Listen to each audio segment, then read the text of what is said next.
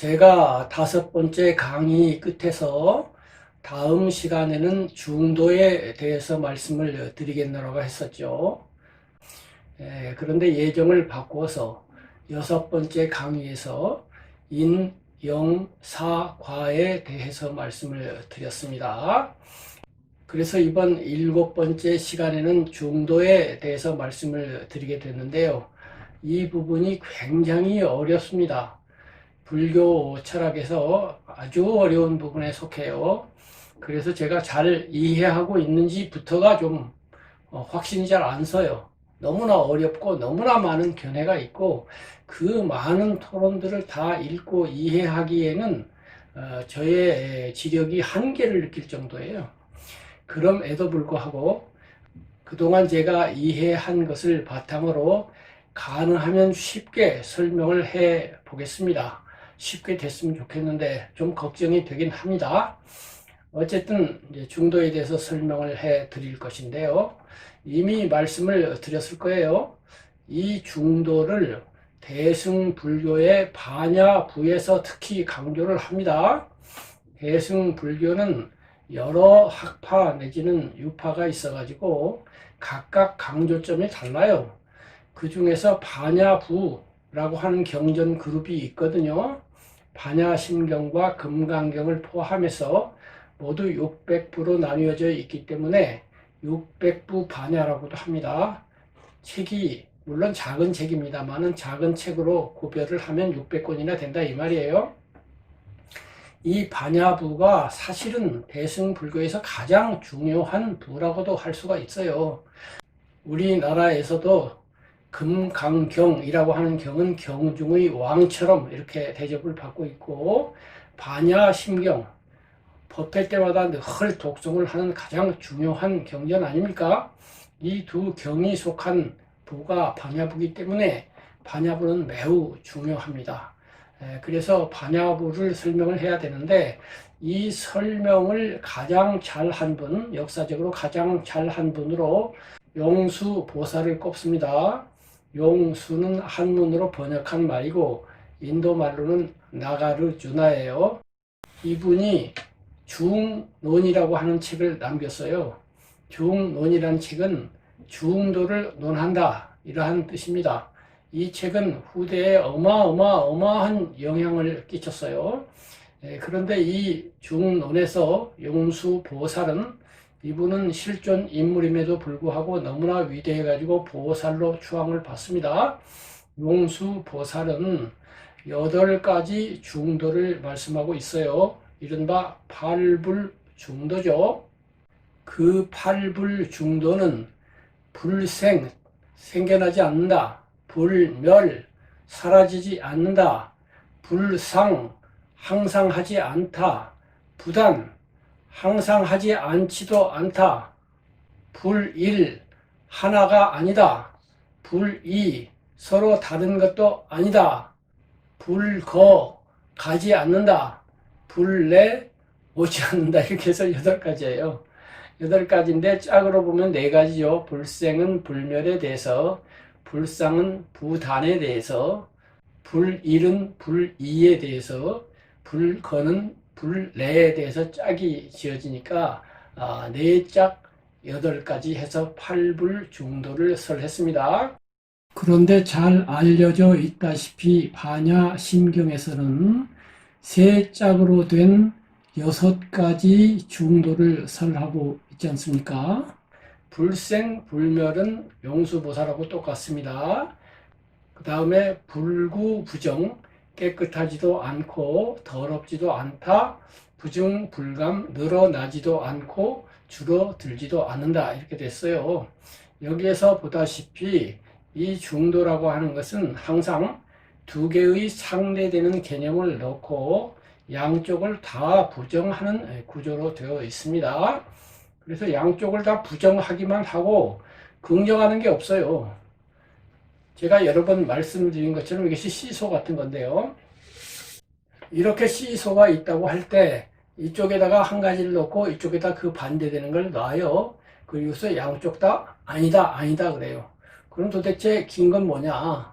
긴 건 이야기 안 하고 왜 아니다 얘기만 하냐 이렇게 질문을 하시는 분이 당연히 있겠지요. 그래서 이제 중도가 설해지는 겁니다. 중대는 가운데예요. 가운데서 양쪽을 다 보는 겁니다.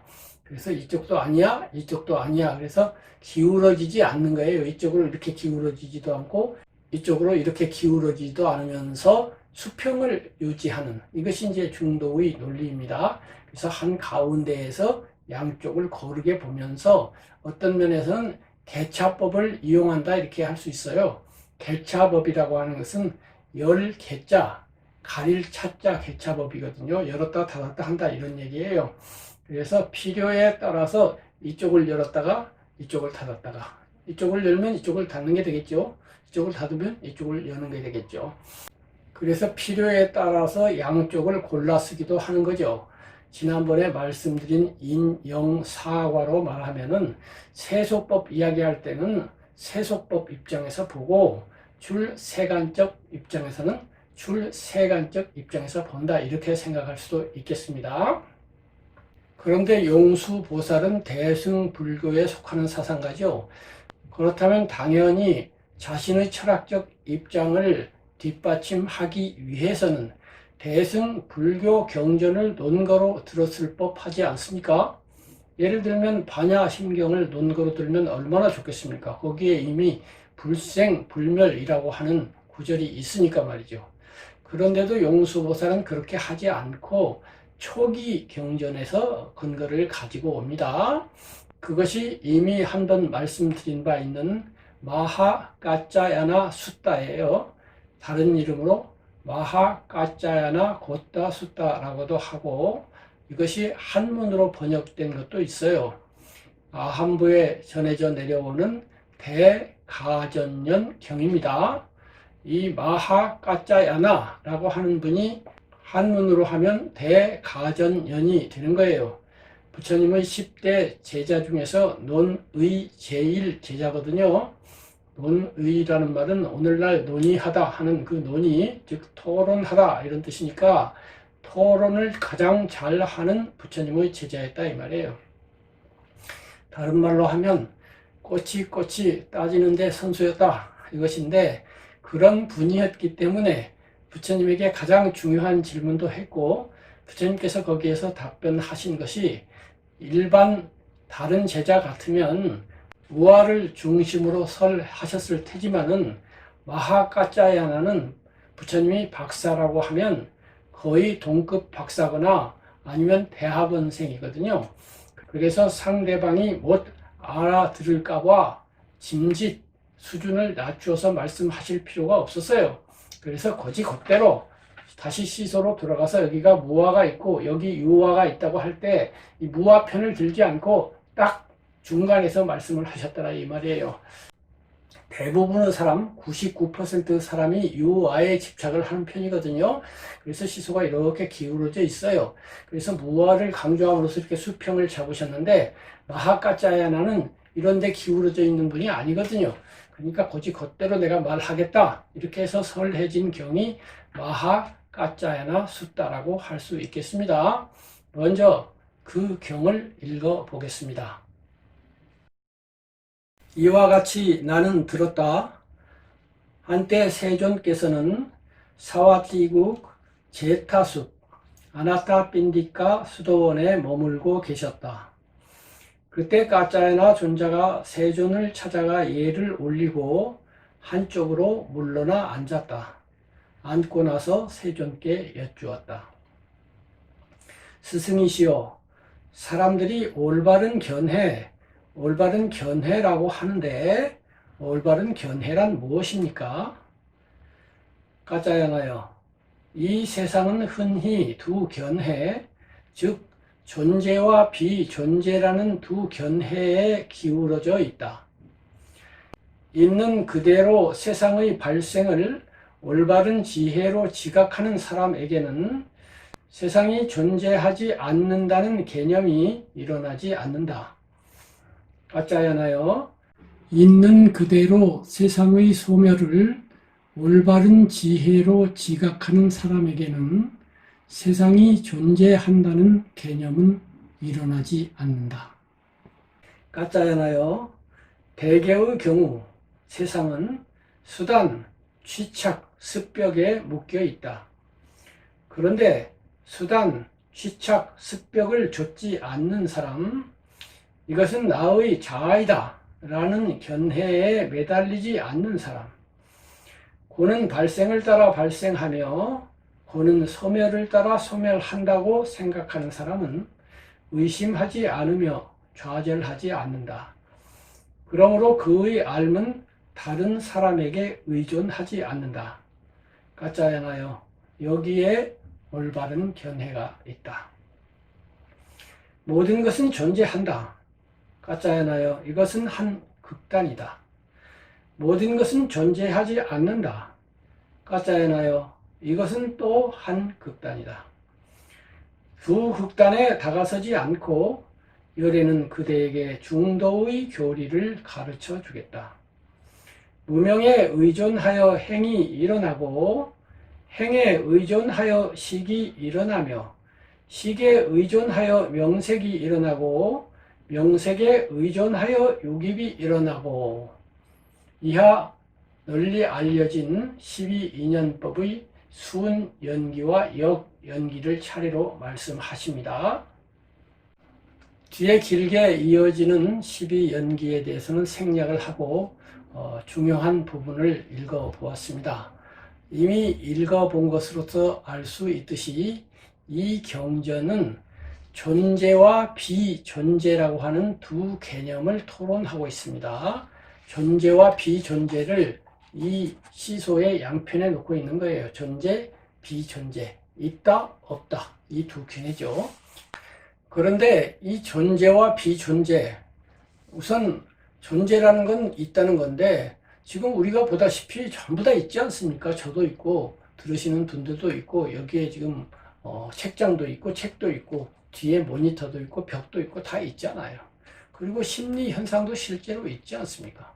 근데 있는 걸 있다고 하는데 무슨 문제가 돼가지고 왜 있는 것을 부정을 하느냐, 존재를 부정을 하느냐 이 말이에요. 그리고 비존재를 주장하는 사람들 이상하죠. 왜 있는 걸 보고 없다고 하느냐 이런 등등의 의문이 일어날 수가 있습니다. 그런데 이때 존재와 비존재라고 하는 것은 그러한 것이 아니고요. 이러한 것들을 그냥 알기 쉽게 현상이라고 하자고요. 조금 전에 존재라고 불렀던 것을 현상이라고 하자고요. 그러한 현상의 배후 내지는 내부에 그러한 현상을 현상이게 하는 진짜 알맹이가 있냐 없냐 그 말이에요. 존재라는 것은 현상 자체를 부정하는 건 아니고 현상은 있는데 이 현상 속에 진짜 그것을 그것이게 하는 그 알갱이, 실체, 기체가 있느냐? 있다면 존재, 그런 건 없어 라고 하면 비존재라고 하는 겁니다. 그래서 이제 이것이 존재는 유, 있음이라고 하는 견해, 비존재는 무, 없음이라고 하는 견해가 되는 거예요. 그리고 그것이 나에 적용이 되면 내가 있어, 내가 없어 하는 거예요. 이 현실적인 현상으로서 나는 있죠. 그런데 이 현실적인 현상으로서 나를 나이게 하는 속 알갱이 불변하는 기체로서의 알맹이, 그런 알맹이가 있느냐 이러한 문제를 가지고 토론을 하는 것입니다. 이에 대해서는 이미 말씀을 드린 것처럼 서양의 여러 철학도 그렇고 기독교도 그렇고 이데아라든가 영혼이라든가를 설정을 해서 사람 속에는 그런 것이 있다라고 했다 이거예요. 또는 힌두교에서는 아트만이 있다 한다 이거예요. 그리고 부처님 당시에는 두 견해가 대립이 되어 있었어요. 하나는 그런 것이 있다라고 하는 견해, 이거를 항상 상자를 써서 상견이라고 해요. 항상 있다, 불변하다 이런 거죠. 그 다음에 단견, 그런 건 없다 하면 항상상과 반대 개념으로서 끊어질 단자를 써요. 그렇지 않다, 항상 이어지고 연속되는 그런 거 없고 끊어져서 없는 거야 이렇게 되는 거예요. 이것을 오늘날로 가지고 오면은 이 상견이라고 하는 것은 참나라고 주장하는 쪽의 견해하고 똑같아요.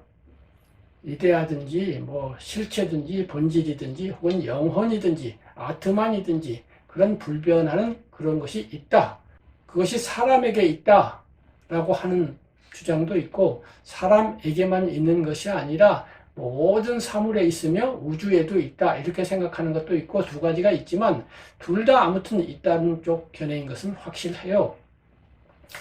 그 다음에 이 상견과 대비되는 단견, 끊어졌다, 없다라고 하는 견해는 오늘날 과학을 연구하시는 분들의 견해하고 유사합니다.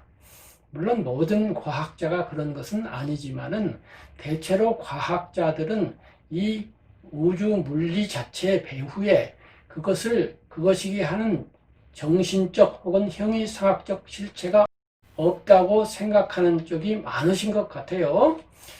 그래서 모든 것은 물질로 귀결된다 이런 생각을 하는 거죠. 사람들이 영혼이라고 부르고 심지어는 마음이라고 부르는 것들조차도 뇌를 연구해 보니까 뇌 속에서 수많은 뉴런과 뉴런 사이에서 화학 물질들이 다종다양하게 교차하고 섞이고 반짝반짝 전멸을 하고 이렇게 하면서 마음이라고 하는 현상이 생기고, 그 현상 말고 따로 영혼이라고 부를 만한 불변하는 그런 것은 발견되지 않을 뿐 아니라, 그러한 마음도 따지고 그 바탕으로 따지고 들어가니까 결국은 화학 물질이더라. 그러므로 마음이라고 하는 것은 화학 물질이라고 하는 것으로 귀결이 되니까 결과적으로 마음이라고 하는 것을 실체는 잡을 수가 없고 없다고 볼 수도 있다 이렇게 생각하는 경향이 많다 이거예요. 더 나아가서 그러므로 이 뇌가 작동을 그치는 순간 죽음이 오게 되고, 죽음이 오고 나면은 모든 게 다 끝나다 이렇게 되니까 그야말로 단멸이죠. 끊어질 단, 사라질 멸, 딱 끊어져서 없어져 버린다. 결론적으로 말하면은 산다는 건 이번 생만 있는 것이지 다음 생 없으며, 지난 생이라고 하는 것, 전생이라고 하는 것도 가정할 수가 없다. 이렇게 되면 어떻게 돼요?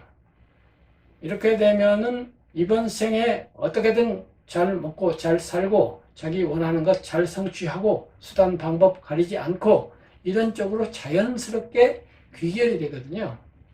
꼭 그렇게 하려고 하는 건 아닌데, 이러한 생각은 은연중에 그러한 쪽으로 우리의 마음을 몰고 가요. 사실은 20세기에 들어서서 이러한 생각이 뇌 과학을 중심으로 급속도로 퍼졌고, 그것이 지식인과 일반 사람들에게 많이 퍼짐으로써 사람들에게 선악관념 혹은 정의관념을 흐리게 하는 역할을 했어요. 그래서 오늘날 사람들은 거의 마키아벨리스트가 되어가는 것 같아요. 수단 방법 가릴 것 없다. 선악이라고 하는 것도 본질적으로 성립시킬 수가 없다. 선악이라고 하는 것은 인간이 필요에 따라서 만들어진 가변적인 가치이지 근본적으로 원래적으로 있는 것은 아니다.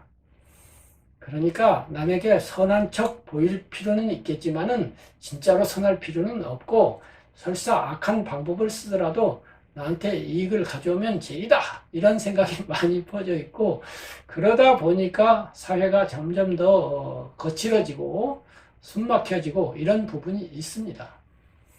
그래서 이 단멸론, 이 단멸이라고 하는 쪽 생각은 우리로 하여금 은연중에 무도덕, 무윤리, 무선악적으로 이끌어가는 면이 있어요.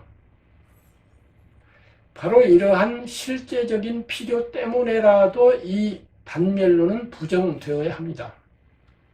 사실 이쪽 상견과 이쪽 단견, 제가 누누이 말씀드린 것처럼 어느 편이 옳은지를 철학적으로 정답을 내릴 수는 없어요. 다만 우리가 실존적으로 그쪽이 옳을 거야 라고 결심하고 확신할 수는 있어요. 이것은 철학적 문제거든요.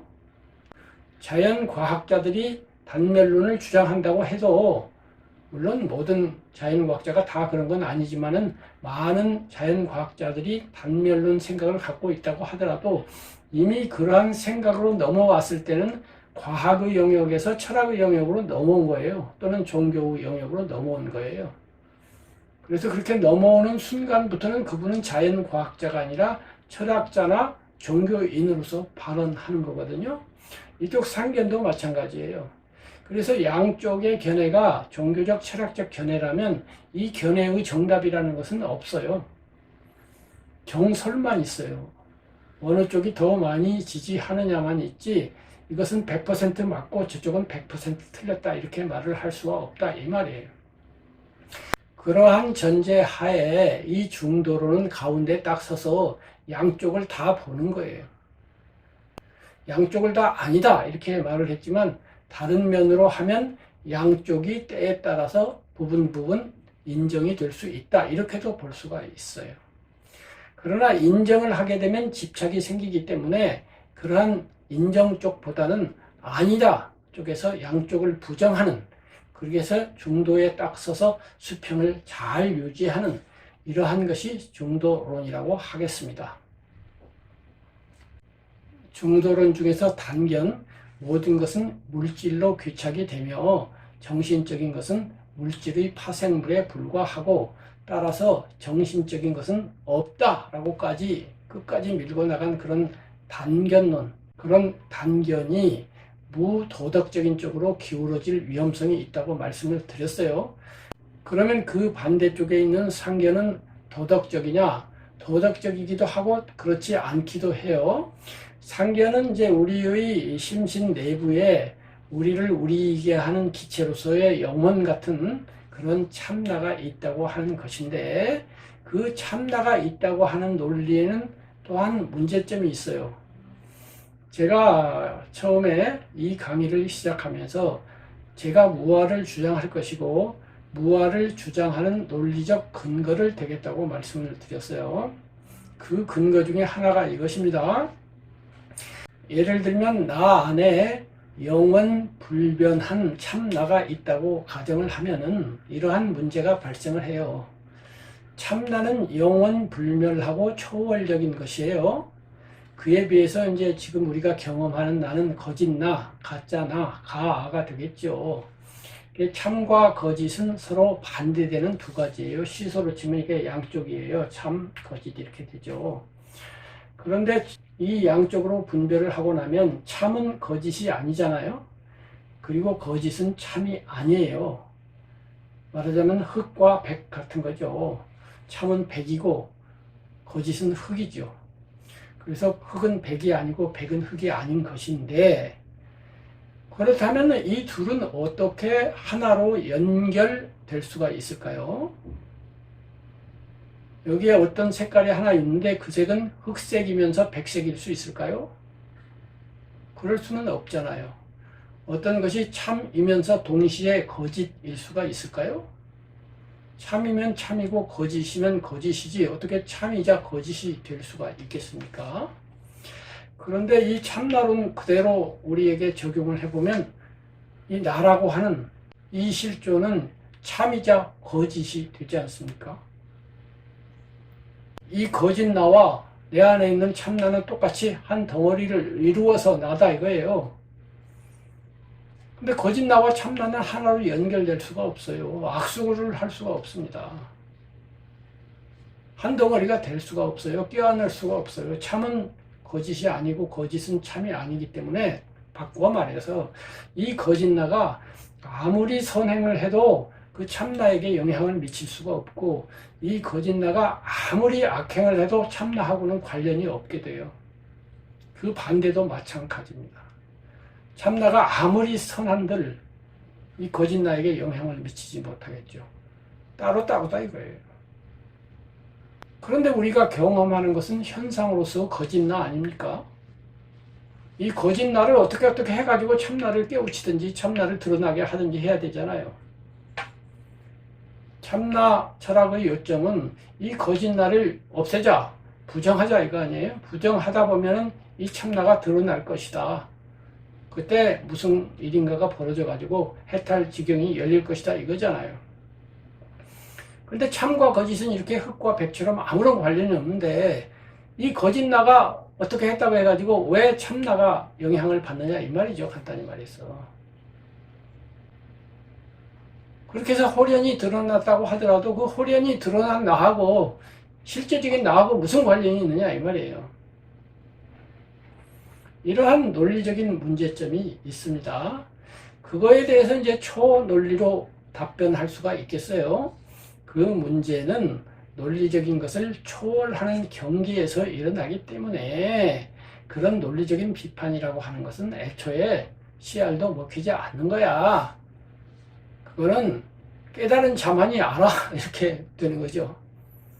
이것이 이제 이른바 베단타 철학, 베단타 철학은 베다의 끄트머리 철학이라는 뜻인데, 인도의 베다라고 하는 경전이 있지 않습니까? 그 베단타 철학이 인도 철학에서 가장 심오한 것으로 알려져 있고, 이 철학은 이른바 불이론으로 알려져 있어요. 둘이 아닌 논리다 이거예요. 이때 둘이 아닌 논리라고 하는 것은 지금 제가 설명한 것처럼 진과 가, 참과 거짓 이렇게 둘로 나누어 놓고 설명하는 모든 것을 초월하고 그렇게 둘로 나누는 것에 대해서 아니다, 아니다 라고만 말할 수 있을 뿐이다 라고 하는 그런 거예요. 이 베단타 철학은 사실 부처님의 철학과 굉장히 유사합니다. 부처님도 중도에 딱 서서 양쪽을 아니다, 아니다 하는데 베단타 철학도 모든 것을 둘로 나누는 그런 것은 아니다, 아니다 라고 하니 얼마나 똑같습니까? 그래서 이제 일부 학자들 중에는 부처님도 베단타 철학을 설하신 거야 이렇게 또 주장하는 분들이 있는데 저는 그렇지 않다고 생각하고 또 많은 불교 철학자들은 그 차이점에 대해서 여러 가지 논증을 합니다. 그 반대 논증으로서 많이 인용되는 것이 부처님의 유명한 일화죠. 독화사르 비유입니다. 말륜끼아뿌따라고 하는 비구가 있었어요. 그 비구가 생각이 굉장히 많은 사람이에요. 그가 어느 날 부처님에게 와서 14가지 질문을 합니다. 그런데 부처님께서는 아무런 답변을 하지 않아요. 이렇게 어떤 문제에 대해서 아무런 답변을 하지 않는 것, 이거를 불교 용어로 무기라고 합니다. 기하지 않는다 이런 거예요. 기가 없음. 이때의 기는 이것은 이렇고 저것은 저렇다라고 하는 한쪽 입장을 드는 것인데 그런 입장을 안 들고 가만히 아무 말도 안 하고 침묵을 하시는 거예요. 그러자 말륜끼아뿌따 이 비구를 한역 경전에서는 만동자라고 합니다. 이 만동자 비구가 마음에 들지 않아 가지고 여러 번 같은 질문을 해도 답변을 안 하시니까 마지막에 부처님에게 와서 정 그렇다면은 저는 세존을 떠나겠습니다. 이렇게 이별을 고해요. 그러자 부처님께서 잠깐 하고서 이제 말씀을 하시는 거예요. 만동자여, 내가 너에게 그 14가지를 가르쳐 준다고 한 적이 있느냐 없느냐? 없습니다. 너는 그거 가르쳐 준다고 해서 그거 배우러 온 것이 아닌데 왜 그거 질문하고서 그거 답변 안 한다고 그래서 떠나려고 하는 것이냐? 이러면서 이제 부처님께서 독화사르 비유를 들어요. 만동자여, 여기에 한 사나이가 있었는데 어쩌다가 독화사를 맞았다. 그래가지고 친구들이 얼른 의사를 불러와가지고 독화사를 뽑고 치료를 하려고 하자 그가 손을 내저으면서 그러지 마라. 뽑지 마라. 그래서 왜 그러냐 그랬더니 나는 그것을 뽑기 전에 알아야 할 것들이 있다. 그 독화살은 무슨 나무로 만들었느냐? 뽕나무로 만들었느냐? 물풀의 나무로 만들었느냐? 그 독화살의 촉은 쇠로 되어 있느냐? 구리로 되어 있느냐? 그 독화살은 동쪽에서 날아왔느냐? 동남쪽에서 날아왔느냐? 서남쪽에서 날아왔느냐? 그 독화살을 쏜 사람은 남자냐? 여자냐? 남자라면 어느 출신 사람이냐? 기타 등등등등등등 알아야 할 것이 참 많다. 그래서 나는 그것들을 먼저 알아야 되겠다. 그것들을 안 다음에 치료를 하는 것이 좋겠다. 이렇게 주장을 했다. 그렇다면 그 주장은 과연 옳다고 할 수 있겠느냐라고 부처님이 만동자에게 물으시는 거예요. 그러자 만동자는 당연하게도 그렇지 않습니다. 라고 말할 수밖에 없었죠. 그러자 부처님께서 하시는 말씀이 만동자여, 열애는 바로 그러한 상황에 닥쳐있는 중생들을 위해서 설교를 한다. 다시 말해서 나는 의사다. 의사는 먼저 화살을 뽑아볼 일이다. 문제는 고통이다. 고통만 없애면 되는 것이지 그 화살이 무엇으로 만들어졌다든가 그 화살촉이 무엇으로 만들어졌다든가 그것이 어느 쪽에서 날아왔다든가 하는 것은 하등의 문제가 되지 않지 않느냐. 이것이 이제 독화살의 비유예요. 그래서 제가 이미 말씀드린 것처럼 부처님은 또 다른 경에서 나는 고와 그 지멸만을 설한다. 나는 삶이 어떠한 괴로운 내쉬를 가지고 있는지, 그것의 원인은 무엇이며 그것의 치료는 어떻게 하는 것인지 여기에 대해서만 말을 하지 다른 거 전공하지 않았다. 이렇게 선언했다고 하지 않았습니까? 바로 그 부분이죠. 그래서 베단타 철학과 부처님의 철학의 차이점 중에 하나는 부처님의 그러한 실용주의적 입장, 학문으로 말하면 생리학을 하신 게 아니라 의학을 하신 거예요. 생리학자는 사람 몸 혹은 동물의 몸에 대해서 생리적인 연구를 하죠. 그것은 반드시 치료 목적 때문에 하는 것이 아니라 생리적 법칙이 어떠하냐만을 연구를 해요. 그렇게 해서 나온 성과를 가지고 의학은 그것을 치료에 적용을 시키죠. 부처님은 이 두 번째 생리학, 즉 의학적으로 사람의 문제를 다루시는 실용적인 분입니다. 단지 철학을 위해서 철학을 하시는 분이 아니에요.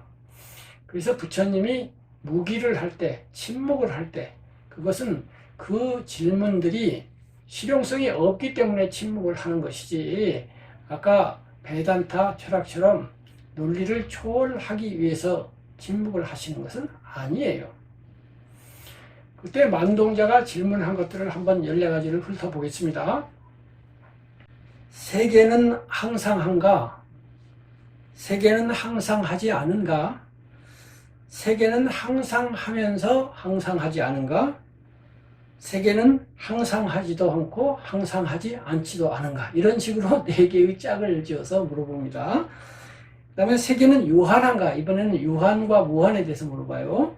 세계는 무한한가? 세계는 유한하면서 무한한가? 세계는 유한하지도 무한하지도 않은가? 그 다음에는 열애는 사후에 존재하는가? 열애는 부처님이죠. 열애는 사후에 존재하지 않는가? 열애는 사후에 존재하면서 존재하지 않는가? 열애는 사후에 존재하지도 존재하지 않지도 않은가? 그 다음에 목숨은 신체와 같은가?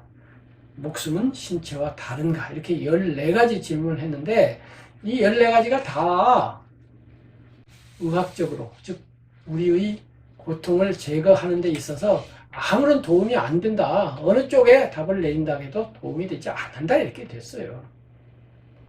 그래서 부처님께서는 여기에 대한 답변을 하시지 않은 이유에 대해서 나는 이 세상이 무한하다거나 유한하다고 단정적으로 말하지 않는다. 왜냐하면 그것은 이치와 법에 맞지 않고 수행이 아니어서 지혜와 깨달음으로 나아가는 길이 아니며 열반의 길도 아니기 때문이다. 그러면 내가 한결같이 말하는 법은 무엇인가? 그것은 곧 괴로움과 괴로움의 발생과 괴로움의 소멸과 괴로움의 소멸로 인도하는 길이다. 즉 사성계를 말한다. 이렇게 됐어요. 그래서 우리는 이 불법을 토론함에 있어서 항상 이것을 놓아서는 안 됩니다. 즉 부처님은 고와 그 지멸을 설하셨다는 것, 그리고 우리 또한 고와 지멸을 위해서 불교 공부를 한다는 것을 잊어서는 안 돼요. 그냥 철학을 위한 철학을 해서는 안 된다고요. 제가 지금 중도를 말씀을 드리지만은 이 중도 자체가 중요하다기보다는 이 중도라고 하는 철학을 어떻게 우리의 고와 지멸에 대입시켜서, 말하자면 중도 철학은 생리학 같은 건데 이거를 의학으로 가지고 와서 우리의 삶에서 고를 줄이고 행복을 누려나갈 수 있는가? 여기에 중점을 두어야 돼요. 그러한 입장에서 저는 이 고의 발생이 나라고 하는 기반 위에 놓여져 있다라고 하는 그 출발점을 생각합니다. 나가 있기 때문에 모든 문제가 생긴 거예요. 나라는 존재가 없다면 고니 고가 아니니 이런 생각이 애초에 성립할 수가 없잖아요. 나라고 하는 건 두 가지 관점이죠. 부모에 의해서 태어난 나라고 하는 관점이 하나 있고, 두 번째는 그러한 첫 번째 관점은 강아지, 고양이에게도 있는데 개들은 고통은 있지만 번뇌는 없잖아요. 이제 사람은 아기 때는 동물들과 유사해요. 내가 나인 줄을 몰라요. 근데 나이가 들면서 나라고 하는 중심점이 생겨요. 아기는 내가 난지 모르죠. 자타 구별을 할 줄 몰라요.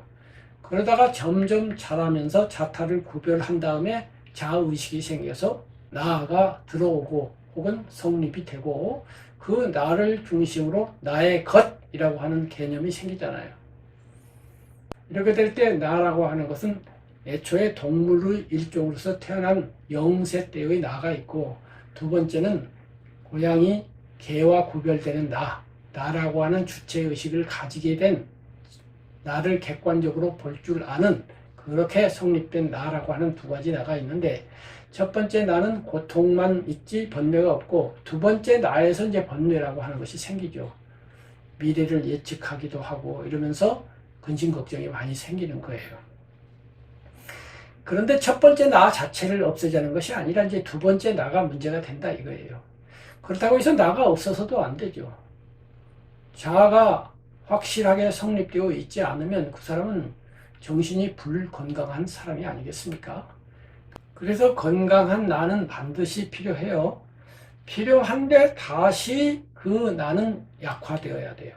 굉장히 모순돼 보이지만 현실적으로 가능할 뿐 아니라 우리는 다 알고 있어요. 예를 들면 어떤 한 청년이 있는데 굉장히 자신감이 있고 당당해요. 그러면서도 굉장히 겸손해요.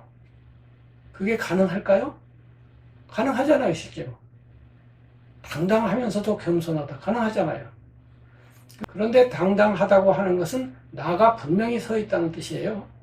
근데 겸손하다고 하는 것은 나를 덜어냄으로써 되는 거거든요. 내가 열인데 아니에요, 나는 9이에요, 8이에요 하는 것이 겸손이잖아요. 그런데 당당함을 그대로 유지하면서 그런 겸손한 태도를 가질 수가 있어요. 예를 들면 소크라테스 같은 분 보세요. 얼마나 당당해요. 죽음 앞에서 눈 하나 깜짝 안 할 만큼 당당하잖아요. 근데 또 지극히 겸손해요. 신 앞에서 겸손하죠. 공자님도 마찬가지죠. 그래서 한편으로 우리는 1.0, 1인분의 당당함을 가져야 돼요. 그러면서 겸손으로 나아가는데 그것은 두 가지로 설명할 수가 있어요. 하나는 1.0이었던 사람이 0.9로 나간다 이렇게 말할 수가 있고, 0.8로 나간다 이렇게 할 수가 있어요. 겸손은. 다른 말로 하면 1.1이 된다, 1.2가 된다는 뜻도 있어요. 마음이 더 넓어진다는 뜻도 있어요. 1.0이었던 마음이 2가 늘어났어요. 그래서 1.2가 되면 그 늘어난 1.2가 오히려 자아를 약화시켜요. 1.2는 동시에 0.8인 거예요. 당당한 쪽으로 보면 1.2인데 겸손한 쪽으로 보면 0.8이에요. 같은 거예요. 그리고 겸손만 그런 것이 아니죠. 모든 현자들이 예찬한 덕목이라고 하는 것은 그렇게 마음을 다 넓히는 것이고, 마음이 넓어져서 점점점점 해서 1.5가 됐다고 하자고요. 그러면 자아를 0.5 약화시킨 거예요. 그런 사람은 당연하게도 남에게 배려를 하지 않겠습니까? 그 남는 마음으로 배려를 하는 거예요. 그 배려가 한쪽에서는 겸손일 수도 있고 부드러움일 수도 있고 물질적으로 남에게 베푸는 그러한 것일 수가 있어요. 공자님식으로 말하면 그렇게 1.5 정도 된 사람을 군자라고 하죠. 군자는 1.5의 마음을 갖고 있는데 1.0으로서는 자신감을 딱 유지를 해요. 자기 자아를 잘 유지한다고 볼 수 있어요. 그리고 남는 0점으로서 남을 위하고 도와주는 바람직한 사람이 되죠. 그리고 마침내 2.0이 됐다고 가정을 하자고요. 이건 물론 뭐 거의 현실적으로는 불가능이라고까지 말해야 될 정도로 어마어마한 경지입니다. 그런데 이론적으로는 2.0이 되면 이제 당당했던 나를 남는 일이 다 상쇄해버리게 돼요. 그렇게 되면 내가 없어져 버릴 테니까 그거야말로 무아인 거죠. 이런 분을 우리는 성인이라고 하죠. 불교에서 말하는 해탈과 열반은 2.0이라고 볼 수가 있어요. 그런데 실제로 2.0이 된다는 건 거의 불가능하고 1.8이나 9 정도만 돼도 우리 인간의 입장에서는 완전이다 이렇게 말해줘도 괜찮을 것 같아요. 어쨌든 자아, 즉 나라고 하는 것은 이렇게 한편으로는 독립적으로 당당하고 씩씩하게 서야 하는 것이고, 그러나 거기에서 멈추어 가지고는 훌륭한 사회인까지는 될 수 있으나 우리가 궁극적으로 목표 삼는 괴로움 대시를 해결해서 삶과 죽음을 초월하는 그러한 마지막 경계, 죽음에 이르러서도 빙긋이 웃으면서 갈 수 있는, 그리고 삶에 어떠한 문제가 생긴다 하더라도 시원하게 대응할 수 있는 수준이 될 수는 없어요. 그것은 마음을 더욱더 수양하고 수행해야 되고, 즉 마음을 1.0에 머물지 아니하고 1.1, 1.2, 1.3으로 계속 키워 나가야 되는 거죠. 그것이 이미 제가 말씀드린 수양, 수기의 영역이죠. 수양, 수기를 통해서 상대방에게 아닌 남을 편안하게 하는 그러한 두 번째 출세관법, 첫 번째인 세속법, 나의 능력을 키워서 남과 경쟁하는 그런 쪽이 아니라, 컵으로 말하면 계속 물을 퍼오는 쪽이 아니라 컵을 줄여서 남는 것을 만들어내는 그러한 수기, 수양 영역이고, 부처님은 그 수기, 수양 영역에서 중도를 설하셨다 이 말이에요.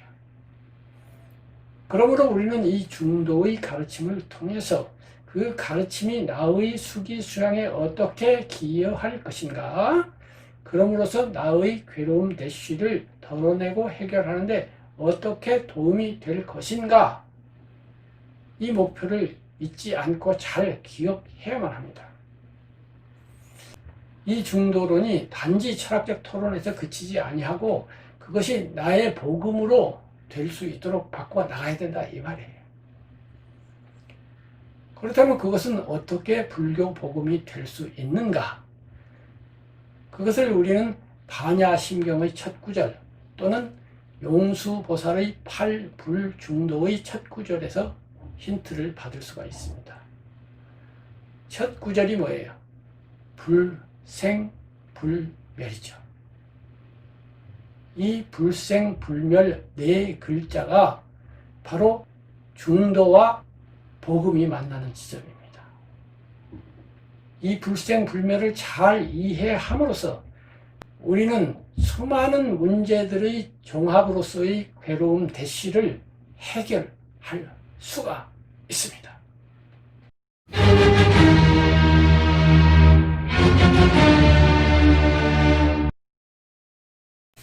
용수보살은 자신의 책 중론에서 중도를 토론하기에 앞서서 맨 앞에다가 귀경계라고 하는 짧은 글을 실었어요.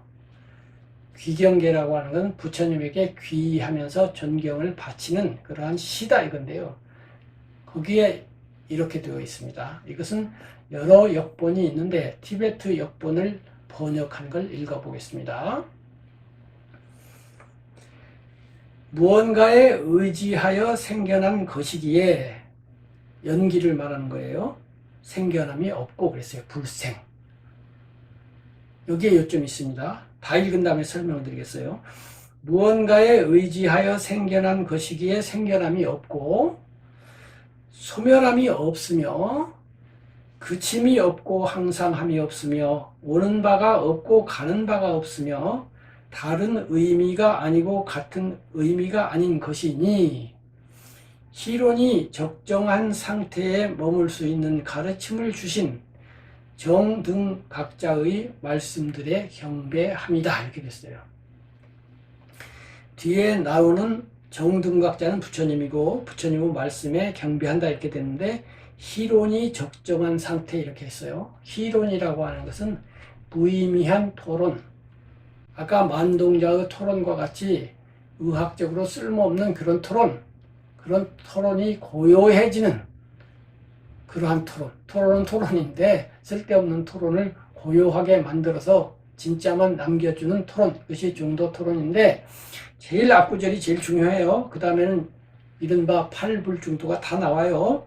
짝을 지면서 불생, 불멸, 부단, 불상, 불례, 불거, 불일, 불의 이렇게 다 짝을 이어서 나와요. 그런데 제일 중요한 건 앞구절인 불생, 불멸이고 이것을 이해하면 나머지도 다 이해한 것이나 마찬가지라고 생각이 드네요. 그런데 뭐라고 그랬어요? 무언가에 의지하여 생겨난 것이기에 생겨남이 없고 그랬단 말이에요. 연기, 무언가에 의지하여 생겨난다 이거예요. 연기.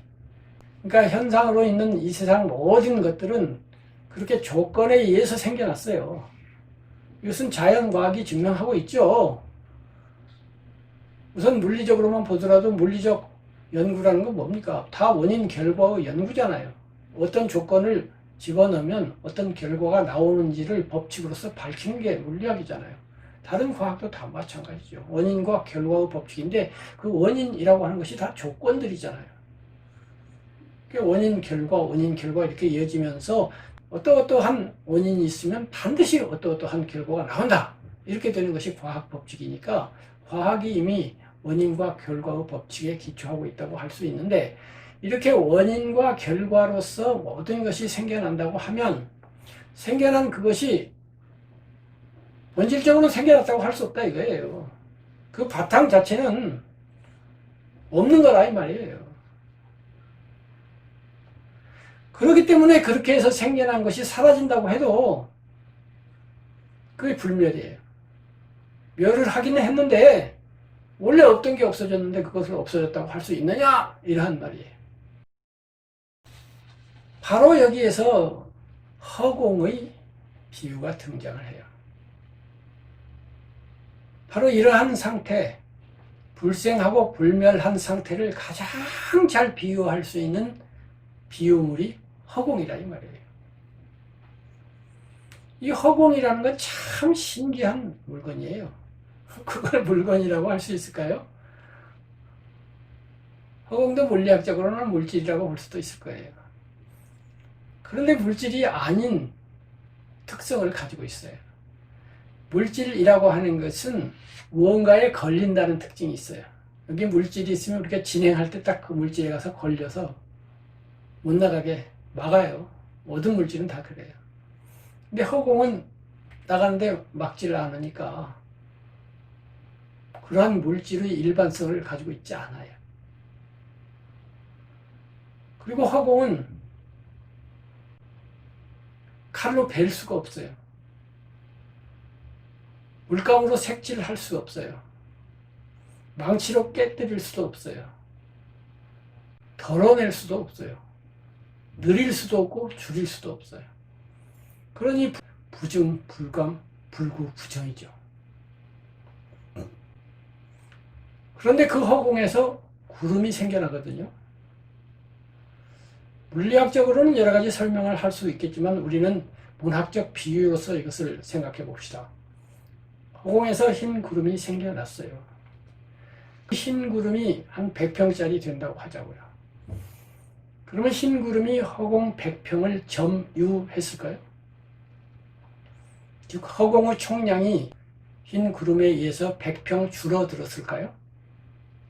아니잖아요. 만약 그렇다면 흰 구름이 사라지는 순간 허공이 없다가 뿅 나타나는 것이 되어야 되잖아요. 그게 아니에요. 흰 구름이 생겨난다고 해도 허공한테는 아무런 영향이 미쳐지지 않아요. 사라져도 마찬가지예요. 땅도 마찬가지예요. 땅을 100평을 파내면 없던 허공이 생겼을까요? 그걸 묻으면 허공이 묻혀질까요? 아니에요. 허공은 땅이 차지하고 있거나 말거나 그 속에도 허공이 있어요.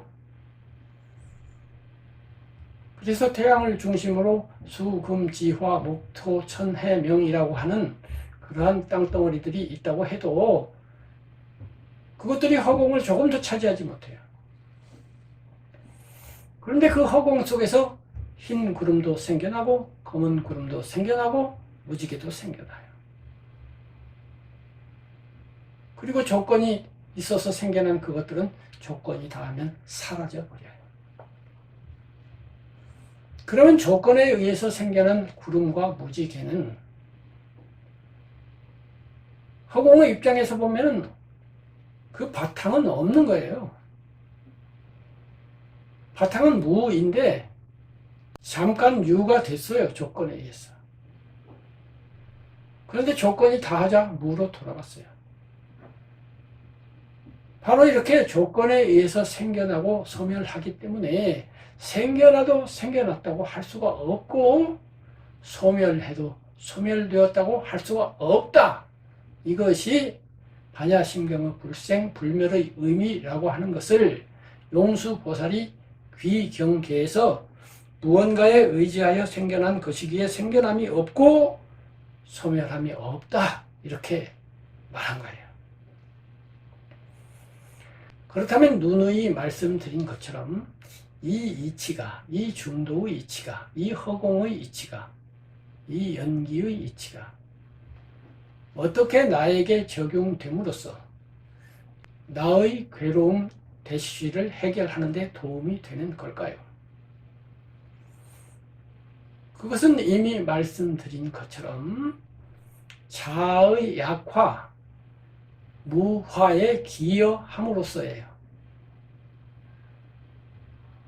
나라고 하는 1.0은 한편으로는 굳건하게 당당히 서야 하지만 다른 한편으로는 그것이 모든 문제의 바탕이므로 없어져야 한다고 말씀을 드렸잖아요. 당당히 서야 하는 부분은 세속적인 부분, 배능과 경인의 부분이고 이것이 약화되고 무화되어야 하는 부분은 수행, 수양의 부분, 수기의 부분이에요. 그리고 불교는 바로 이 수기의 부분에서 발언하고 있어요. 그러니까 우리는 당당히 서는 쪽 얘기는 잠시 접어두고 여기에서는 자아를 없애는 얘기만 해야 돼요. 그 없앰에 있어서 우리의 근본을 한번 돌아보자 이거예요. 여러 가지 종교적, 철학적, 무슨 신념, 믿음 다 제하고 나라고 하는 존재는 부모의 정자와 난자가 결합함으로써 그러한 조건에 의해서 시작이 되었어요. 그리고 태어났어요. 그러면 그러한 맨 처음 출발이 있기 이전에 나는 무엇이었습니까? 나는 없었어요. 없을 무자예요. 무. 텅 비었어요. 허공이었어요. 그 허공에 조건들이 결합을 했어요. 엄마와 아버지가 결합을 했다고요. 그러자 조그마한 구름이 생기기 시작을 하더니만 구름이 점점 커졌어요. 그리고 오늘날 내가 존속하고 있어요. 그런데 그 바탕으로 돌아가 보면 나는 없었다고요. 그리고 언젠가 나는 소멸되겠죠. 구름이 사라지듯이. 근데 바탕이 무에서 왔으니까 소멸된다고 하더라도 그것을 소멸이라고 볼 수가 없네요. 그렇다면은 그 소멸이라고 볼 수 없는 그 입장에서 우리가 죽음을 받아들인다고 가정을 해보자고요. 내가 죽을 때가 됐어요. 그런데 이 나를 실체로 알고 꼭 보존해야지 하고 집착하고 있는 마음 상태가 아니라 나는 원래 무였어. 그러다가 잠시 구름으로 있었던 거야.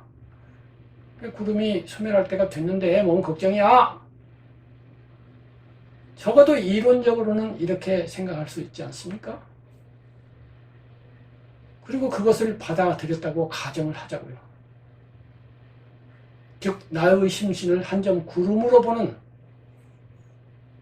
거기에 아주 능숙해져 있다고 하자고요.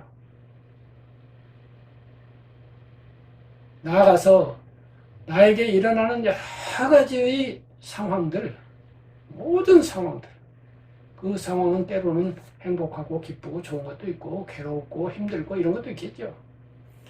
그런 것을 그런 관점에서 볼 수 있다면 어떨까요? 우리에게 일어나는 모든 고통도 조건에 의해서 일어나니까 그 관점에서 보면 일어났다고 할 수가 없는 거예요. 기쁨 또한 마찬가지죠. 좋은 것도 마찬가지로 흰 구름으로 일어난 거고 나쁜 건 검은 구름으로 일어난 거예요. 검은 구름이나 흰 구름이나 구름이기는 마찬가지예요. 이렇게 모든 것을 연기의 이치, 중도의 이치로 비추어 본다고 하자고요. 그러면 그런 상태야말로 공이 아니겠습니까? 반야심경 그대로 조, 견, 오, 온, 개, 공이 아니겠습니까? 비추어 본다, 오온을. 나의 심신을 비추어 보니까 텅 비었더라. 즉 연기만 있더라. 공은 연기의 다른 이름이에요. 텅 비었다는 것은 흰 구름이 없다는 거 아니에요. 내 몸과 마음이 없다는 것이 아니라 그것이 조건 따라 생겨난 것인 줄을 통찰하더라. 그러므로 그 바탕의 입장에서 보면 있다고 할 수 없더라. 거기에 영원히 존속하는 실체로서의 기체로서의 나는 없더라, 이런 뜻이에요. 이 현실로서 경험하는 현상 자체를 부정하는 것이 아니고 현상의 바탕이 그렇다 이거예요. 바탕에 알갱이가 없고 실체가 없다, 이런 뜻이에요. 그래서 이제 우리는 현실적으로 이러한 믿음, 이것은 믿음의 문제예요. 부처님은 중도를 직접 보시고 연기법을 직접 보셔서 해탈하셨지만은 우리는 아직 그런 수준은 아니죠. 부처님의 말씀을 듣는 수준이죠. 두 번째는 듣고 나서 생각하는 수준이죠. 팔 정도로 치면 듣는 거는 첫 번째 정직견, 정견해이고 생각하는 건 두 번째인 정사죠. 우리가 여러 시간에 걸려서 하는 것은 지금 정사를 하는 거예요. 부처님의 견해, 정직견, 깨달아서 보신 연기법을 듣고 들은 다음에 내 것으로 만들기 위해서 위에다 넣고 지금 소화하는 중이라고요. 그런데 이런 사해만 가지고는 힘이 아주 강하지는 않아요. 깨달아야만 강하지 생각하는 지혜는 그렇게 강하지는 않아요. 그렇기는 하지만 아주 유용하기는 해요. 그래서 여기에서 우리는 믿음을 동원해야 돼요. 부처님께서 연기법을 제대로 보셨다. 즉 연기라고 하는 것은 나 자신을 포함한 우주 전체의 기본 원리다라고 하는 것을 확신을 해야 된다고요. 이 확신은 지적으로 하는 게 아니에요. 정견해를 듣고 그것을 생각하는 이러한 논리적 토론은 지적으로 하는 건데 믿음은 그게 아니에요. 심정적으로 하는 거죠. 감성적으로 하는 거죠. 그래서 우리는 지성과 감성을 다 이용해야 돼요. 지성적으로는 논리적으로 하나하나 따지고 생각해서 연기법은 맞아, 그래 중도법이야, 이렇게 이해를 해야 되고, 그렇게 해서 정직견을 정사해야 되고, 감성적, 정서적으로는 뜨거운 마음을 일으켜서 믿자 하고서 결심하는 거예요. 그래, 내 바탕은 텅 비었어, 나는 원래 무야, 이렇게 나를 던져버리는 거예요. 이렇게 신심과 함께 지성을 딱 양쪽에 균형 잡아가지고 큰 마음을 일으키는 거죠.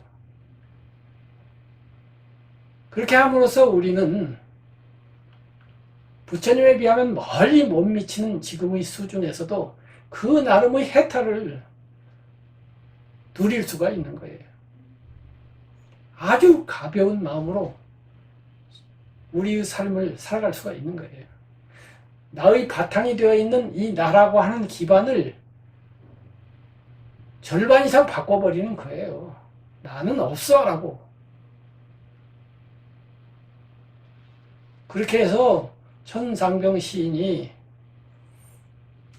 이 세상 소풍 끝나는 날 가서 아름다웠다고 말하리라. 마찬가지로 우리는 허공으로부터 무로부터 왔으므로 때로는 흰 구름으로 때로는 검은 구름으로 때로는 무지개로 아름다이 잘 놀다가 이 여행 끝나는 날 가서 아름다웠다고 말하리라 라고 하는 기분으로 삶을 마칠 수가 있다 이런 얘기죠. 그러면서 동시에 우리는 윗바사나 명상을 생각하지 않을 수가 없어요. 반야심경 제일 앞에서 관자재보살이 행 신반야 바라밀다시 조견 5원, 이 조견 5원이 윗바사나라고 말씀을 드렸죠. 조견, 비추어 본다, 5원, 나의 심신을. 그런데 이 조견 5원 할 때의 윗바사나를 현재 남방 불교에서 전해져 와가지고 많은 분들이 수행하고 있잖아요. 그런데 그 윗바사나는 예를 들면 배를 본다, 호흡을 본다, 심수심법을 일일이 관찰한다 이렇게 돼 있어요. 근데 그 관찰은 관찰 대상인 심신 쪽에, 대상 쪽에 중점이 맞춰져 있는 것 같아요. 그런데 제 생각은 그렇지 않아요. 제 생각은 윗바사나의 핵심은 관찰 대상이 아니고 관찰하는 주체예요. 관찰하는 주체는 뭐죠? 깨어있음이죠. 밝게 깨어있는 인식 능력이에요. 초기 불교 경전에는 이런 인식 능력을 참나로 생각하는 비구들이 더러더러 있었어요. 그러자 부처님 수제자인 사리푸트가 야단을 치죠. 야, 식이라고 하는 것도 조건에 따라 생기는 거야. 너 잠잘 때 식 없잖아. 까무라치면 식 없잖아. 그런데 조건이 되니까 식이 잠깐 작동을 하잖아. 그리고 식을 밝게 깨우려고 맘먹고 정신을 바짝 차리면 식이 맑아지잖아. 이렇게 조건에 의해서 달라지는 건데 어떻게 그것이 불변하는 기체로서의 참나가 될 수 있단 말이냐? 이런 거예요. 그래서 이렇게 인식하는 이 인식 능력, 이 자체는 그것도 조건적인 거예요. 그런데 우리가 자유의지를 발동해서 그 조건적인 것을 더 밝게 할 수는 있어요. 그러니까 이 인식하는 그 인식 능력은 참나가 아니라 이 말이에요. 그리고 나도 아니에요. 그냥 인식 능력이에요. 그 인식 능력을 밝게 깨우는 거예요. 이른바 성성하게 하는 거예요. 맑고 맑게. 성성이란 말은 새벽별처럼 초록초록하다 이런 거예요. 초롱초롱하게 하는 거예요. 그 인식 능력이 밝고 초롱초롱해지는 것이 요점이지, 배를 쳐다본다든가 느낌을 쳐다본다든가 마음을 쳐다본다는 것이 요점이 아니에요. 비유하면 인식 능력이 약할 때는 촛불이에요. 5W짜리 촛불이라고요. 근데 좀 더 밝히면은 20W짜리 전구가 되겠죠. 계속 밝혔어요. 그래서 3000W짜리 서치라이트가 됐거나 30,000W짜리가 됐어요. 그리고 심신을 확 비추고 있어요. 비추고만 있어요. 그러니까 아무런 노력도 없어요. 억지도 없어요. 힘쓰는 것도 없어요. 인식 능력을 밝게 하는 데는 힘이 들지 않아요. 대상을 아는 데는 힘이 들지 않잖아요. 여기에 흰 종이가 있다. 그걸 아는데 무슨 힘이 드나요? 그냥 그러한 힘 안 드는 상태에서 가만히 있는 거예요. 가만히 있고 단지 밝게만 하는 거예요. 그렇게 서치라이트가 밝은 상태에서 쥐도 지나가고 나비도 지나가고 벌레도 지나가겠죠. 그때 서치라이트 쪽에서 그것을 보는 게 아니에요. 보면은 능동태죠. 서치라이트가 노력을 기하는 거죠. 약간이나마 애를 쓰는 거죠. 애를 쓰면 중국식으로 말하면 유위, 노자가 그렇게 비판했던 유위 억지를 쓰면 되는 것이고, 가만히 있고 비추기만 하면 무위, 그냥 있는 거예요. 불교식으로 하면 이게 행이 돼요. 행. 유위가 행이에요. 행. 의지를 일으켜서 무언가를 하려고 하는, 그렇게 행을 지으면 업이 돼요. 행이 업이니까 쌍카라. 그러니까 업을 짓지 말고 가만히 있기만 하는 거예요. 단지 깨어만 있는 거예요. 그렇게 깨어만 있으면 즉 수동태로 있는 거예요. 능동태로 대상을 보는 게 아니에요. 배를 보고 느낌을 보는 게 아니라 그냥 깨어만 있는데 대상이 저절로 알려져 와요. 주체 입장에서는 수동태예요. 보려고 한 게 아니라 보여져 온다고요. 여기에 요점이 있어요. 제가 말씀드리는 윗바사나 명상의 요점이 여기에 있고, 바로 그러한 그 부분이 통달이 된다고 가정을 하자고요. 늘 심신을 그렇게 밝게 비추어 보는 게 통달이 됐어요. 그러면 그 인식 능력은 자신의 심신으로부터 멀리 떨어져서 그야말로 관조하게 돼요. 이게 언어의 난점인데, 이때 관조자하고 사람 자자를 붙일 수가 있기는 한데, 그렇게 되면 또 자자가 붙음으로써 나가 또 생겨요. 관조하는 놈은 누구냐? 가끔 질문을 받는데, 깨달았을 때 깨달은 놈이 있을 거 아니냐? 그 놈은 자하고 참나고 나지? 이렇게 질문하는 분들이 있는데 그렇지 않아요. 아까 말씀드린 것처럼 이 인식 능력도 조건에 따라 생긴 거예요. 그래서 참나나 불변하는 기체가 아닌데, 이 불변하는 기체가 아닌 인식 능력이 밝게 깨어 있어요. 그냥 서치라이트로 밝아져 있다고요. 그래서 심신을 객체로 볼 수가 있어요. 나무 상황인 것처럼 내 심신을 바라볼 수 있다고요. 조견오온할 수 있다고요. 공하게 볼 수 있다고요. 그래서 심신에서 일어나는 것을 모두 다 구름이 일어나는 것처럼 볼 수가 있다고요. 제가 그렇다는 거 아니에요. 제가 통달하지 않았어요. 약간 맛은 보지만 아직 통달하려면 멀고 멀어요. 그러나 논리적, 이론적으로 그렇다고 말씀을 드리는 거예요. 그래서 그러한 상태에서 해탈이 일어나는 거죠. 그래서 결론지어 말씀을 드리면, 우리는 인과법과 파괴인과법, 초인과법 두 국면을 양쪽으로 운영하게 돼요.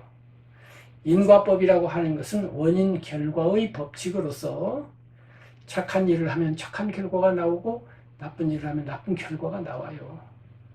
근데 이러한 이론만 가지고 수행을 하게 되면은 기독교가 율법주의라고 하는데 빠지게 돼요. 인과법 요것만 갖고 하면. 근데 이게 또 없어서도 안 돼요. 이게 없으면 선악이 없어지고 정의가 없어져요. 착한 사람이 벌 받고 악한 사람이 상 받으면 안 되잖아요.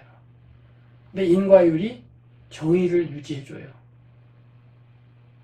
잘 수행한 사람은 그만큼 향상된 심신 상태를 주는 거죠. 그리고 마음을 아무렇게나 방치하고 아무렇게나 쓰는 사람은 스스로가 고통스러운 길로 갈 수밖에 없는 이 인과법이 유지가 되긴 돼야 하는데, 그러나 이것만 갖고 운영을 하다 보면은 내가 깨달으려면 석가모니 부처님만큼 수행해야 되는데 그게 불가능하잖아요. 또 부처님만큼 수행해도 안 된다고도 볼 수 있어요. 왜냐하면 부처님이 도달한 해탈과 열반은 숫자로 치면 무한인데, 이코르 오른쪽에 무한이 생기려면 이코르 왼쪽에 무한의 원인이 있어야 돼요.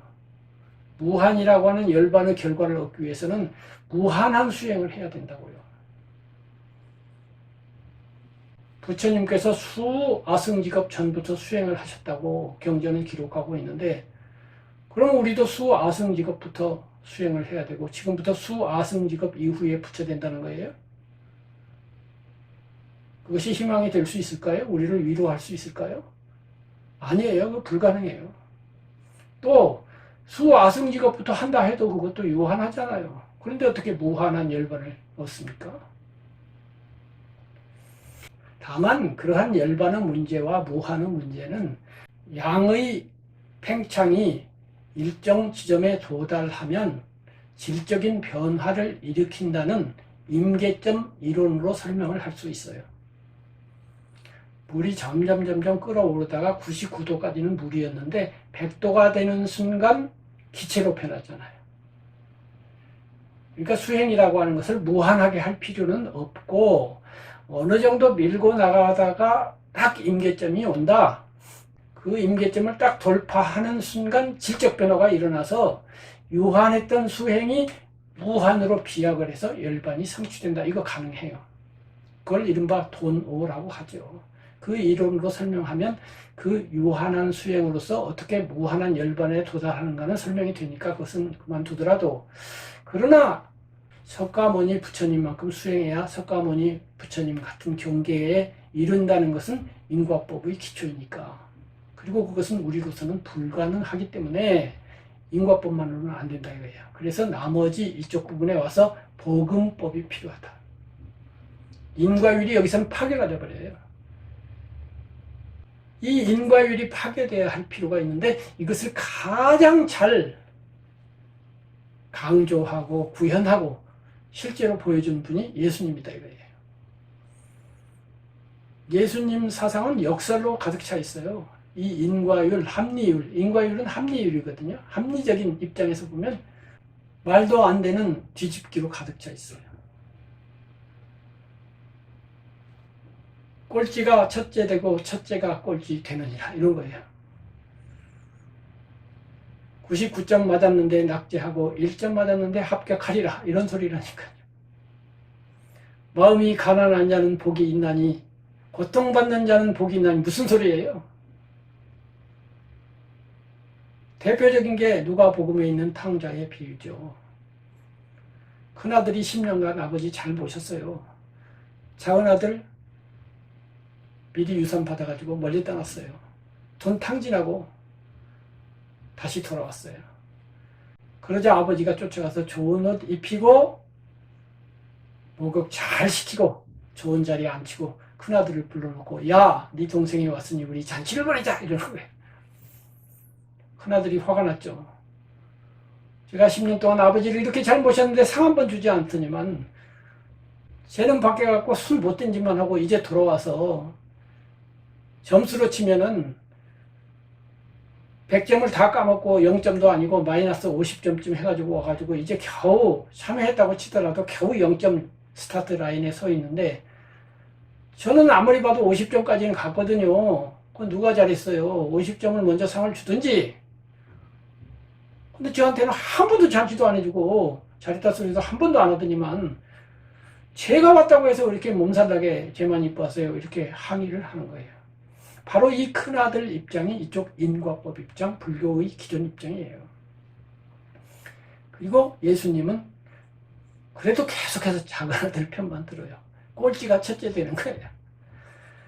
이 뒤집기가 합리적인 입장에서 보면 말도 안 되죠. 큰아들로 상을 줘야죠. 작은아들은 혼을 내야 되고. 부처님만이 아닌 공자님이든 소크라테스는 역대 모든 현자들이 다 인과법 쪽에 있었어요. 오직 유일하게 예수님만 이쪽 복음법에 서가지고, 인생은 9구단이 아니야. 3 곱하기 3이 반드시 9가 아니라 9,500이 될 수도 있고, 5 빼기 3이 반드시 2가 아니라 제로가 될 수도 있고, 계산법은 그렇게 되는 게 아니거든. 요점은 사랑이거든. 사랑에는 계산법이 통하지 않아요. 이렇게 된 거예요. 그런데 그러한 복음법의 위대함, 그 위대함은 역사가 증명했어요. 바로 그러한 복음법에 의해서 수많은 기독교의 성인이 탄생하고 기독교의 위대한 선교사들이 탄생을 했어요. 그분들은 대개 그 작은 아들 같은 분들이었어요. 머리 좋고 똑똑하고 그래갖고 잘 나가던 사람들은 아니고 다 비참한 구렁텅이에 빠졌던, 그러다가 회개한 사람들이었어요. 머리는 인과법 사람들보다 좀 나쁠 수가 있는데 죽었다 깨어났기 때문에 목숨 바치고 달라들어요. 장발장이라고요. 장발장이 죄인이었는데 미리엘 신부의 사랑을 한번 맛보더니만 그 순간 갑자기 거룩한 사람이 되어버렸어요. 이것이 불교에서 그렇게 강조하는 돈오가 아니고 무엇입니까? 마이너스 50점짜리였던 장발장이 갑자기 플러스 80이 되었는데 그 비약이 돈오가 아니고 뭐냐고요? 꼭 부처만 되어야 돈오인가요? 장발장은 부처는 안 됐지만 엄청난 비약을 했잖아요. 오히려 돈오 주장하는 불교에 그런 비약이 잘 안 일어나요. 왜? 인과법 안에서 하니까. 근데 복음법, 사랑법에서는 그런 비약이 자주자주 일어나요. 그리고 그렇게 비약에서 죽었다 깨어나서 하느님의 은혜, 예수님의 사랑, 이걸 느낀 사람들이 목숨 바치고 달라드니까 이 세상이 변한 거예요. 그게 기독교예요. 그래서 불교에도 그러한 복음법이 필요한데 그것을 저처럼 의식적으로 추구한 사람들은 아니었어요. 그러나 초기 대승가들은 그러한 인과법의 문제점을 알았고 그러한 문제점을 어떻게든 탈피해 보려고 여러 가지 시도를 하다가 가장 성공한 사례가 바로 이 중도법이었다. 이 중도법에 이르러서는 허공이 발견되고 이 허공에서는 나는 본래 아무것도 없다가 되고 그것을 정말로 받아들이면 기독교인들이 신 앞에서 나는 아무것도 없습니다. 나는 먼지입니다. 라고 하는 것과 같은 상태가 되고 그렇게 해서 약간 맛은 달라요. 인생의 맛은 다릅니다. 사랑을 중심으로 한 기독교인들의 맛, 신을 중심으로 한 기독교인들의 인생의 맛과 텅 빈 허공을 중심으로 하는 무아를 중심으로 하는 불교인의 맛은 다르지만은 어쨌든 자기를 완전히 또는 거의 없는 상태로 내려놓고 삶의 무거운 짐을 다 벗어버리고 가벼운 걸음걸이로 인생을 걸어갈 수 있다는 점에서는 똑같은 거예요. 그리고 불교인들 중에도 이러한 기독교 복음을 말씀하신 분이 있어요. 일본에는 이러한 중도 사상이나 이러한 불교보다는 정토 사상이 굉장히 강했어요. 정토 사상은 아시다시피 아미타불을 믿고 극락세계를 믿는 기독교와 유사한 타력신앙이죠. 내가 나를 구제하는 신앙이 아니라 아미타불이 나를 구제하는 신앙이죠. 신이 나를 구제하고 예수님이 나를 구제하는 것하고 유사하죠. 그러한 아미타 사상, 정토 사상은 기본적으로는 인과법에 기초하고 있어요. 그렇지만은 한편으로는 인과법을 파괴하고 있어요. 내가 노력을 하고 기도를 해서 아미타 세계로 간다는 건 인과적인 것이지만은 나는 요거밖에 노력을 안 했는데 아미타불을 3번밖에 안 불렀는데 극락 가니까 3점밖에 못 맞았는데 100점 준다 이거예요. 그러니까 인과법을 파괴하는 면이 있죠. 그래서 일본의 신란 스님이 이런 말씀하셨어요. 선인도 구제받건을 하물며 악이지랴. 와, 이런 말씀 듣고 전율해야 됩니다. 인과법으로 보면 어떻습니까? 악인은 구제를 못 받고 선인이 구제받아야 되죠. 좀 자비를 베풀어서 악인까지도 구제받는다고 하자고요. 그렇지만 1등은 선인이 먼저 구제받아야죠. 즉 큰아들과 작은아들 중에 큰아들이 먼저 상 받고 작은아들은 불쌍하니까 벌까지는 주지 말고 격려를 하고 위로를 한다고 하더라도 2번째로 하자. 이래야 되잖아요. 근데 이 신랑 스님은 거꾸로 말한 거예요. 선인이 구제받는다. 그런데 당연하게도 악인은 구제받아야지. 이렇게 된다는 건 무슨 말이냐면 나쁜 놈이 먼저 구제받고 마지 못해서 착한 놈도 구제하자. 이렇게 된다 이거예요. 이 뒤집기, 이 역발상이 첫째가 꼴찌되고 꼴찌가 첫째 된다는 예수님의 사상과 완전히 일치하지 않습니까? 이런 것을 통해서 우리가 무엇을 알 수 있느냐면은 다름아의 보편성이에요.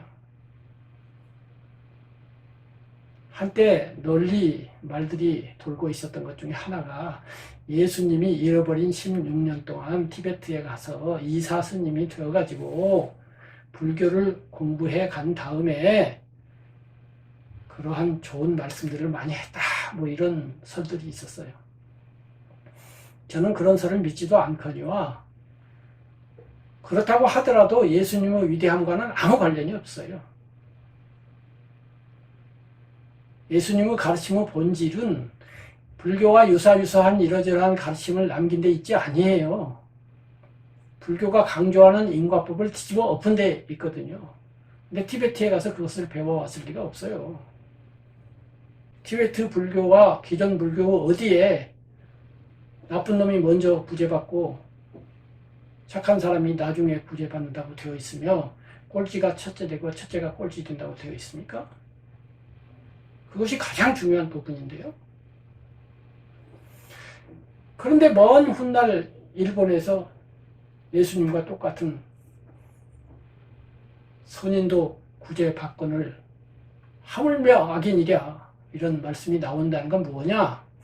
인간의 심성 속에 혹은 인간에게 주어져 있는 상황이라고 하는 것이 본질적으로 그러한 뒤집기, 인과법으로는 되지 않는 부분, 나쁜 놈이 먼저 구제받는다고 하는 그런 역발상, 이런 것이 아니고는 해결이 안 되는 부분이 인간의 삶, 실존 속에 있다는 겁니다. 그리고 아주 탁월한 어떤 분들은 그것을 보아낸다는 거예요. 2000년 전에 이스라엘에서 한 성인이 그것을 보았고 또 수천 년 후에 일본에서 한 탁월한 스님이 그것을 보아낸 거죠. 그리고 이러한 뒤집기는 종교가 아닌 예술의 기본이기도 해요. 예술이라는 건 항상 뒤집기예요. 항상 예측 불가능한 것에서 돌출적으로 거꾸로 얘기하는 데서 거꾸로 보고 거꾸로 그리고 거꾸로 노래하고 그렇게 해서 우리를 충격을 줘가지고 우리의 정신을 새로운 세계로 인도하고 새로운 세계를 열어주는 그런 특성이 있거든요. 그런데 예술 이야기를 하면 너무 길어지니까 오늘은 그만하기로 하고, 제가 말하는 신불교는 인과법을 절반의 기본으로 하고 그 법에서 인과법에 의해서 착실하게 수행을 하는 거죠. 개정해를 닦고 팔정도를 행하고 선을 행하고 악과 대적하면서 악을 무찌르고 이렇게 건강하고 씩씩한 인과법의 수행자, 강건하고 당당한 수행자가 되면서, 그러나 그 인과법만으로 한다면, 예를 들면 우리의 자녀가 선천적으로 장애자가 되었다든가 하는 경우에 인과법을 경직되게 적용을 하면 다 전생의 잘못 때문이라고 말할 수밖에 없어요. 전생에 죄를 지어서 그렇게 되었다 이렇게 된다고요. 그런데 그것이 과연 장애자 부모에게 또는 장애자 자신에게 무슨 위안이 되겠습니까? 그래서 인과법이라고 하는 거 아무데나 막 적용해서는 안 됩니다. 우리는 그때의 인과법을 포기해야 돼요. 복음법을 도입해야 돼요. 죄 많은 사람이 먼저 구제받는 또는 어려운 사람에게 힘이 되어주는 예수님이 둘째 아들을 먼저 사랑했던 그러한 자비심, 그거야말로 진정한 자비심 아니에요? 먼저 끌어안고 울어야 된다고요. 먼저 사랑해야 된다고요. 그런 관점에서 우리는 나머지 절반 부분에서 기독교의 위대한 복음 정신을 가지고 와야 합니다. 다만 그것을 곧이곧대로 가져오자는 것이 아니라 불교에는 불교 나름의 위대한 복음법이 있었더라 이 말이에요. 바로 중도법이죠. 그 중도법이 그러한 인과를 파괴하고 인과를 넘어서는 그러한 부분이 있다는 것을 그동안 불교 철학자들, 큰 선지식들이 발견하지 못하신 것 같아요. 그래서 제가 감히 그것을 말씀을 드리는 겁니다.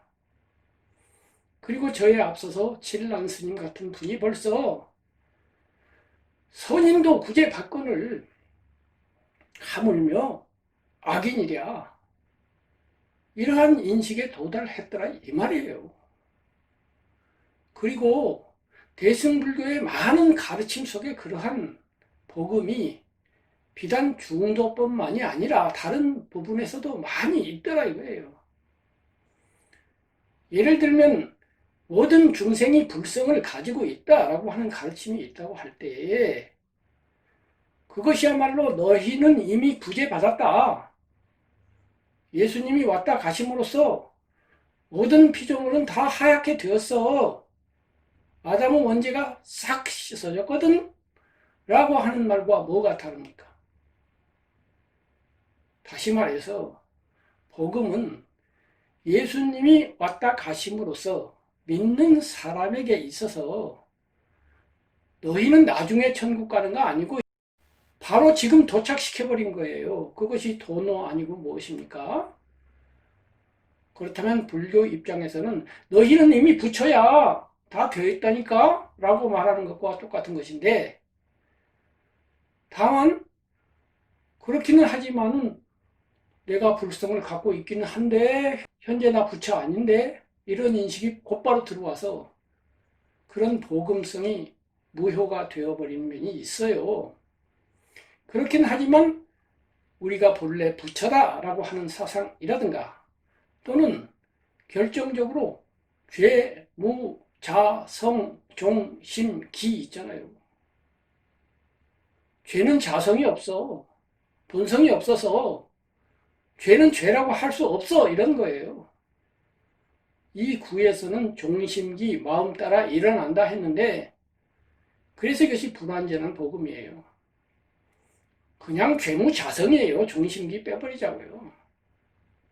죄는 검은 구름인 거라 이 말이에요. 검은 구름 본래 없었어요. 조건 따라 잠시 생긴 거예요. 같은 관점에서 하얀 구름, 공덕이 되겠죠. 죄의 반대. 하얀 구름도 그래요. 하얀 구름도 본래 없었던 거라니까요. 그래서 우리가 선행을 한다고 하더라도 한 바가 없어요. 금강경에서 상을 내지 마라, 상을 내지 마라, 상을 내지 마라 하고 응, 무, 소주, 이생기심하라. 머무는 바가 없이 마음을 내라. 이 말을 이 허공 복음법에 도입을 해보면 어떻게 될까요? 허공 마음이 되어버리라 이거예요. 허공 입장에서 흰 구름도 없다니까요. 검은 구름도 없고 무지개도 없어요. 전부 다 일시적인 화합으로서 일어난 거예요. 그래서 환이에요. 검은 구름 자체가 없고 흰 구름 자체가 없고 무지개가 없는 게 아니라 그 바탕이 환이다 이거예요. 그러니 내가 선한 일 좀 했다고 해서 그렇게 뭐 공치살 일이 있겠습니까? 바로 그렇게 내가 텅 빈 마음으로 행동할 수 있는 그러한 복음을 시원하게 받아들여서 통쾌하게 모든 것을 싹 지워버리는 거죠. 그 지워버린 허공에는 제가 그렇게 칭찬한 기독교 복음 속에는 있는 예수님 없습니다. 물론 부처님도 없어요. 하느님도 없다고요. 아무것도 없습니다. 텅 비어버렸습니다. 그래서 불교 복음은 기독교 복음보다 훨씬 더 시원통쾌합니다. 아무것도 세울 수 없어요. 이렇게 텅텅 빈 어마어마한 복음, 이 복음을 인과법 왼쪽에 절반 두고 오른쪽에 두자 이거예요. 그리고 이것을 믿자 이거예요. 이런 허공성을 믿자 이거예요. 믿고 이것을 바탕으로 딱 깔아놓자 이거예요. 목숨 바쳐서, 몸 바쳐서 믿자 이거예요. 믿고 딱 깔아놓고 명상을 한다고 하더라도, 선행을 한다고 하더라도 그 바탕 위에서 하자 이거예요. 그리고 우리가 설령 잘못한 부분이 있다고 하더라도 너무 나 자신을 나무라지 말자 이거예요. 죄야 죄야 업이야 업이야 너무 그러지 말자 이거예요. 절에 가면 너무나 업소리 많이 들어요. 너무나 부정적인 단어 많이 들어요. 제발 제발 제발 제발 그런 부정적인 단어 가능하면 적게 쓰자고요. 아예 안 쓸 수는 없지만 긍정적인 단어, 좋은 단어, 밝은 단어 쓰자고요. 그래서 밝은 불교예요. 그 밝은 정신, 그 청정한 허공, 허공은 청정해요. 깨끗합니다. 더러움에 상대되는 깨끗함도 아니에요. 더러움과 깨끗함조차도 없는 깨끗함이에요. 그런 청정한 그런 깨끗함의 세계를 정신으로 받아들이고 살아간다면 우리가 굳이 우리의 잘못을 너무나 가책하면서 힘들어할 필요는 없습니다. 인과법 영역에서 우리는 우리의 잘못을 엄중하게 질책하면서 나 자신을 개선해야 해요. 그러나 때로는 복음법 입장에서 내 잘못을 다 용서해 줘 버리자고요. 마치 기독교인들이 예수님이 오심으로써 원죄를 탕감해 버린 것처럼 우리의 죄와 우리의 잘못과 우리의 과거를 다 탕감해 버리자고요.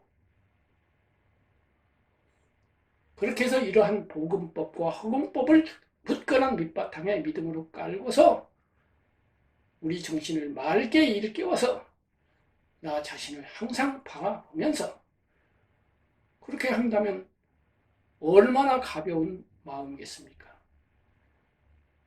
그야말로 그물에 걸리지 않는 바람과 같은 그러한 정신 아니겠어요? 그리고 그것이 해탈이죠. 그 해탈이 비록 부처님의 경지는 아니겠죠.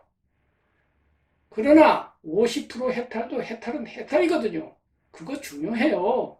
가는 과정에 있어서의 해탈이 중요하고 열반이 중요하지 100점짜리 열반 해탈은요 불가능해요.